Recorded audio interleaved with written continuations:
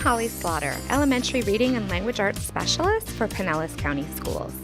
One of our major initiatives this year has been to elevate reading and writing fluency, especially in our primary grades, K through 2. Over the past few months, teachers and coaches have been gathering together to develop lessons to do just that. Today, we are here at Oakhurst Elementary School in Seminole to see Connie Deerking lead a lesson with first grade students observed by teachers from around the district on fluency of spelling during writing. I bet there are people in here that are experts at dogs. Raise your hand if you are a dog expert, can teach somebody about something about dogs. I knew it. I knew it. So I'm going to take Amy's advice today, and I'm going to try to be brave.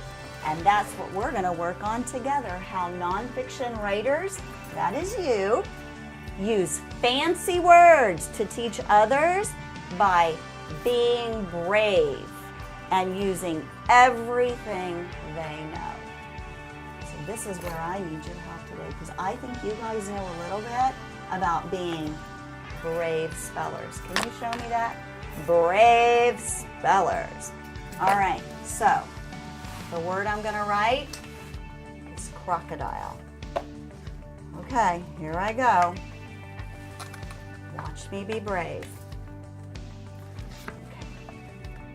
Crocodile.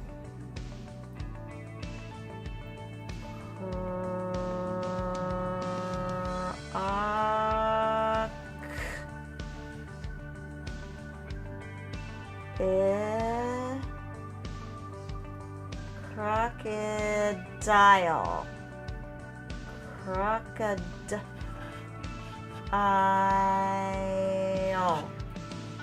Crocodile.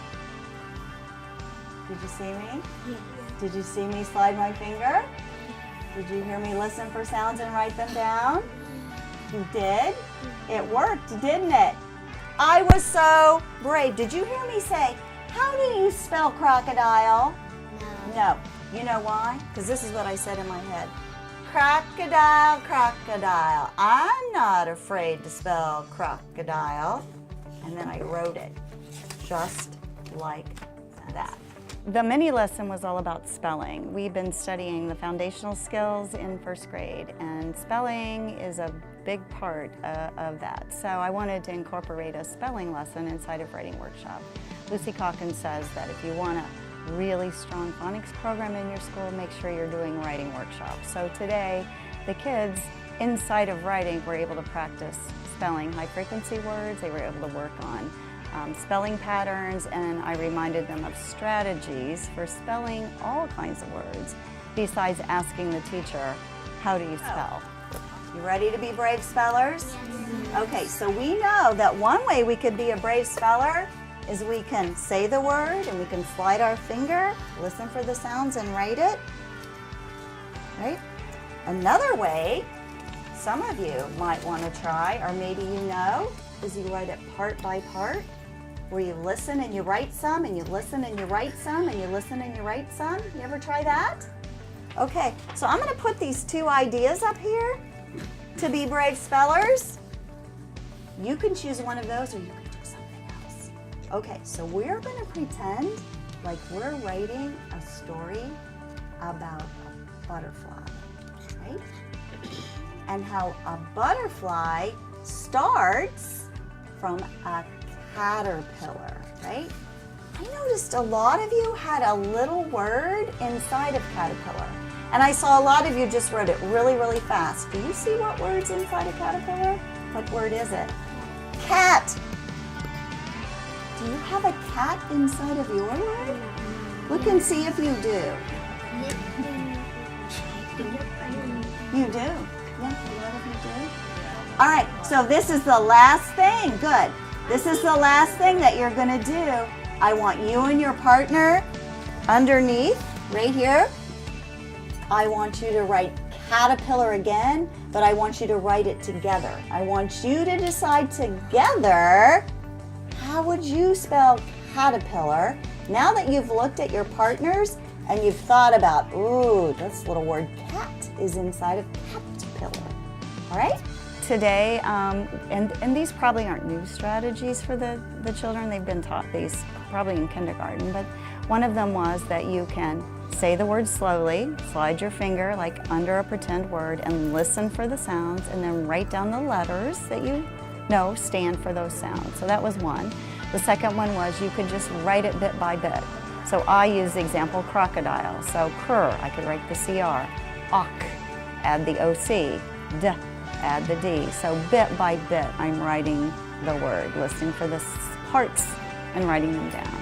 And then the third one was kids don't realize that they can spell lots of words because they know little words, but they don't actually see them inside of these words. So like caterpillar, the word cat is inside of that. If you know how to spell cat, then you got a good start to spelling caterpillar. So those were the three things. And then I tucked in the snap words, the high frequency words. If you know them, write them quick.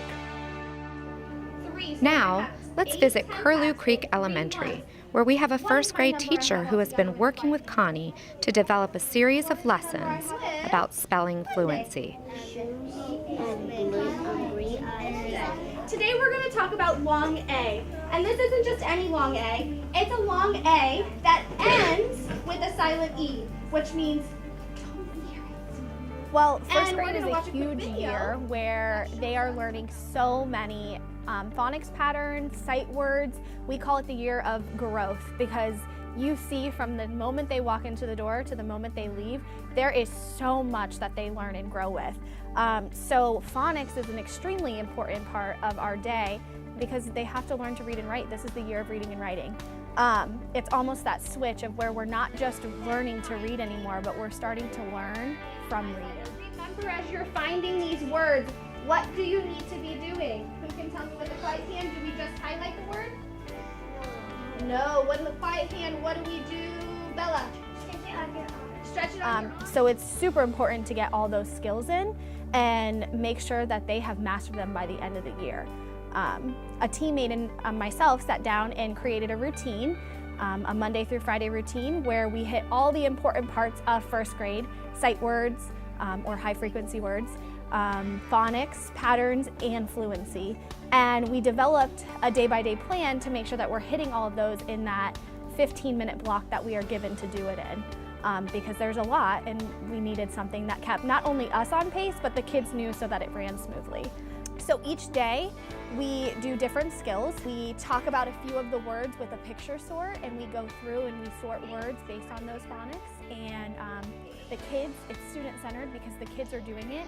I always demonstrate a word or two first. At the beginning of the year, I obviously demonstrated a lot more, but now the kids are very well oiled and they are a machine and they can go. So it's very student-centered. They're stretching those words.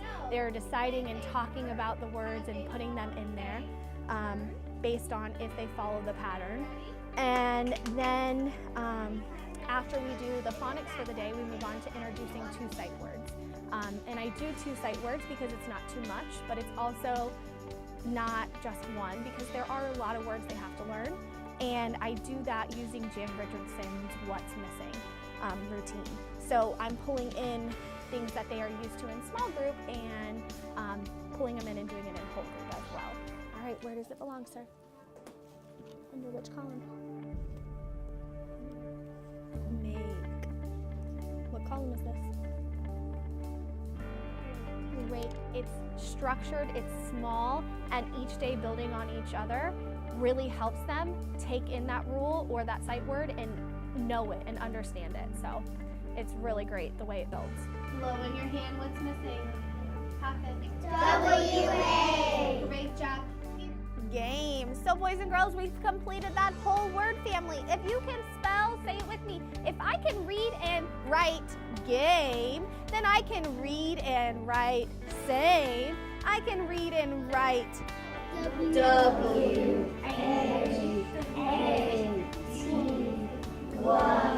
The students are 6 years old. Some of them are now 7, but they are busybodies.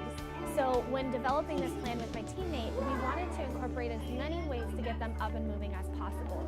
Some of the things I do are attention signals or just quick redirections to get them back on track. Some of the things I do, like the blowing and popping, is so that everyone has an equal chance to be able to think through the problem that I'm presenting to them and not be rushed by someone else's thinking of like raising hands. It kind of is discreet and keeps it to where it's not like everyone's hands up and students are like, oh no, I don't know the answer yet.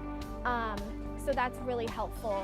The whiteboard moving, it just keeps them engaged because they can't sit for that long, and I have 15 minutes, so I have to make it as powerful as possible and use as many of my tricks that I can to make sure that they're staying with me and engaged. Wow, boys and girls, give yourself a round of applause. Everyone got it correct. Ready? Erase. Some techniques I use to redirect their behavior is just simply saying their name in conversation as I'm talking. It's discreet. I don't have to call them out for their behavior, just simply by me saying, hey, DeAndre, look at this word, and continue my conversation and teaching. It doesn't disrupt the rest of the students. None of them turn to look at him. They know I'm just redirecting and getting them, and it more importantly gets the student back on track. They're like, oh man, my name, and they're back and watching me. Other techniques I use are attention signals. I did some alligator chomp chomp chomp, which was a friend of mine that I stole and I love, because it again gets them moving. I do some sing-alongs that they do with me, and simply just sometimes walking over in their area and touching their back or giving them a quick attention signal like good job will get them back on track and doing what they need to do. So oh yes, the celebrations, absolutely. They are working hard and they are learning a lot, and I want them to feel comfortable coming up to that smartboard and special, coming up there and leading the class and teaching them something. Hey, A. Awesome. So I'm gonna pick some friends that are showing me that they're listening and paying attention and being a good classmate to come up and lead us in it. Remember, when your classmate is up here, you're doing it with them. They're just being the teacher for the moment.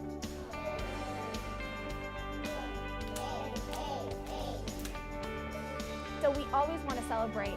Again, I have 15 minutes, so sometimes I chunk it. Oh my goodness, all of that great thinking that my friends did up at the smartboard. Let's give them all a round of applause, or a cowboy or firework. And we even have something at our school called the Coyote Swoosh. So, you know, sometimes I incorporate that as well.